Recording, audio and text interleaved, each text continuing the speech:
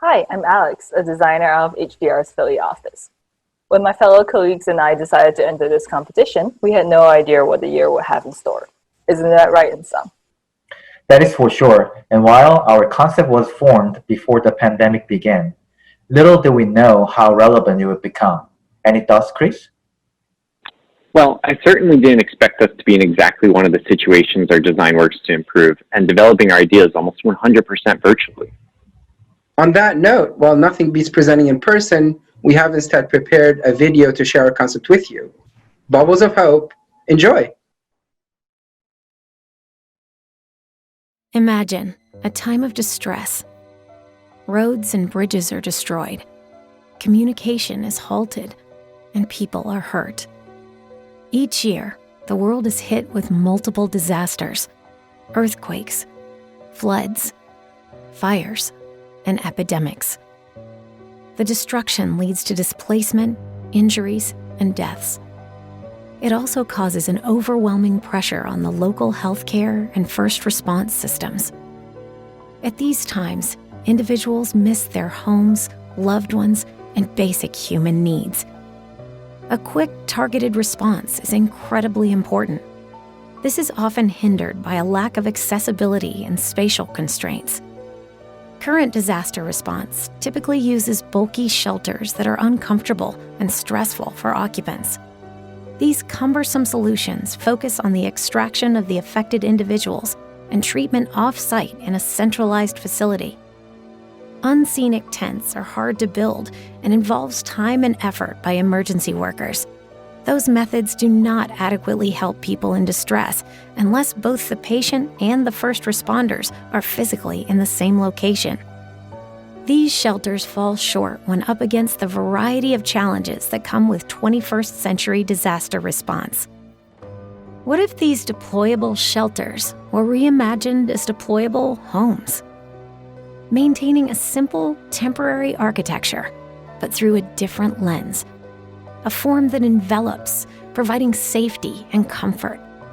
A form that's flexible and adaptable. A form that can inspire. A light at the end of the tunnel.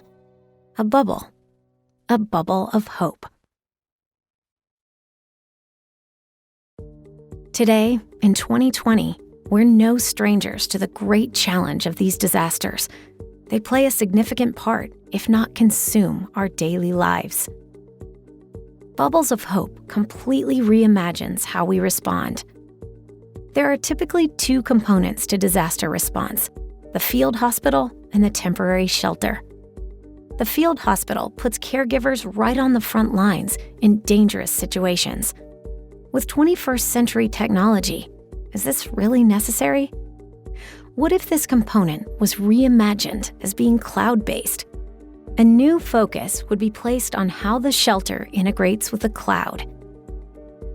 Let's talk about that shelter for a moment. Let's re-envision with a simple spherical form: comfortable, malleable, flexible. A space for triage and first aid, but also a place where we may be spending some significant time. Our temporary home. While the field hospital is cloud-based, there still are tasks that require frontline responders. But what if they were drones? These same responders could then completely manage the disaster virtually, out of harm's way.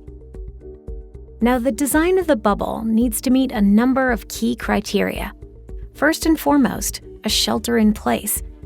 But it also must be lightweight, sustainable, and cost-effective. It needs to be loaded with communication tech and artificial intelligence. We explored a number of iterations and forms under the lens of these guiding principles. As we tested our design against a variety of disaster scenarios, the bubble continued to evolve. We carefully studied the various components and how these worked as part of a larger disaster response system. The final design of the bubble is a comfortable space for refuge in the middle of a troubled area. The lightweight, protecting steel structure unfolds from the smaller wheel capsule like a tent and locks together magnetically. The durable, waterproof, self-repairing fabric keeps the inhabitants safe. An AI assistant directs inhabitants with triage and first aid via an interactive screen. Photovoltaics are integrated at the top of the bubble. It generates electricity to supplement the bubble's power pack. The bubble lights green to indicate it's empty, yellow if partially occupied, and red if it's full. The bubble is part of a larger hub and spoke system of care. It provides the localized response for the distressed and assists with food, shelter, and first medical needs. Drones serve as the medical responders, hovering over the disaster zone. They monitor and manage this area, bringing in supplies and providing two-way communication with the central control. This regional disaster management hub takes place in an off-site location, keeping caregivers and responders out of harm's way. In the event of a disaster, the bubbles are quickly packed in their compact wheel form into crates that get transported to the disaster zone and airdropped. People can then either approach the wheel capsule or the drone navigates the wheel to individuals who cannot easily reach it. AI detects those signaling distress by using voice recognition and motion, heat, and GPS sensors. Once an individual and wheel meet, the wheel is activated and the bubble deploys. The process of activation starts when the drone-assisted wheel reaches an individual in need.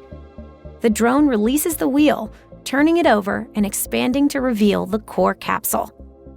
The core capsule further expands upwards along a narrow central spine. The umbrella-like structure unfolds to allow the individual to step in and then deploys the bubble membrane to wrap them. The individual is quickly examined and triaged for potential problems. Drones may be deployed to offer assistance for critical cases.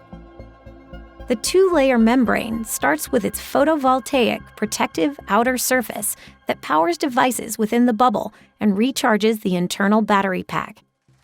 The inner layer then filters the ambient air and purifies it, if contaminated, via the fan at the top. The core in the center provides supplies, such as food and water. It also contains basic and preliminary diagnostic and treatment equipment. The bubble fabric is both malleable and puncture healing. It's made with cost-effective material for mass production. Varying degrees of translucency can be achieved for privacy using switchable films. Inflatable objects tucked into the wheel can be used as comfortable chairs and bedding for everyday life. After the disaster response period ends, the bubble material is biodegradable for easy disposal, while the core wheel capsule can be restocked and reused in the future. The interior within the bubble is first and foremost a place of refuge and triage, but also a temporary home for an extended stay. It serves as a beacon of hope during unsafe exterior conditions. Disasters such as earthquakes, floods, and pandemics each pose unique challenges with emergency response. Bubbles of Hope provides an adaptable framework for relief with a core set of common features that are utilized differently in each scenario.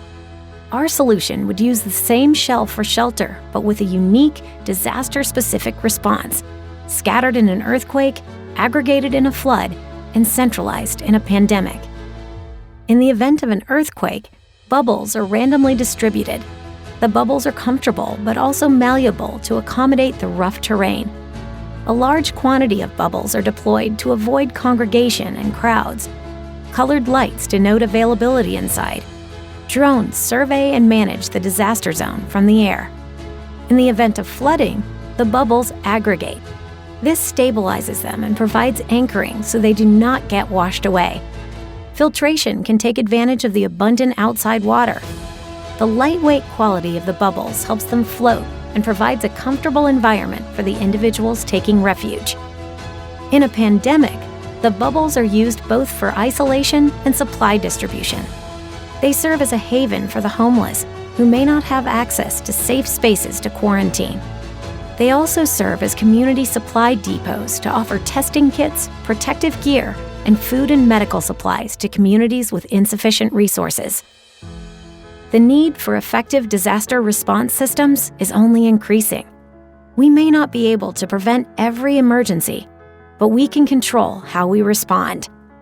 The next time disaster strikes, there could be hope.